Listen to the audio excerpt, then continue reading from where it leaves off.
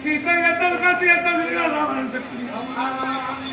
భర్త కొరకు వచ్చిందే భార్య వన్నారు, భార్య కొరకు వచ్చిందే భర్త వన్నారు. ఇప్పుడే పోయి వద్దాం. మంత్రి మేము సంతానం గురించి పోతున్నాం. బిడ్డ సరే మీరు పోయి వచ్చిన దేశం రాజ్యం మొత్తం ఇక్కడ ఎందుకని నేను చేస్తాయ్యా.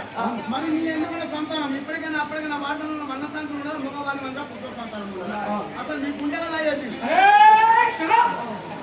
ఏమిరా అప్పటికే పోయినా లేదంటావా? నాకేమి లేదా, దమ్ము లేదా, బాధ్యత లేదా? లక్ష్యమైన ప్రాంతం ఉంది, ఈ దేశానికి ఒక రాజు నేను.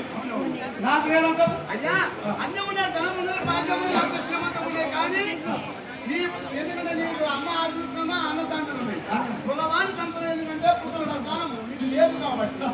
మన లేదంటావు? అదే పుత్ర సంతానం లేదయ్యా. సెంటిమెంట్ కొనుక్కోతున్నారా?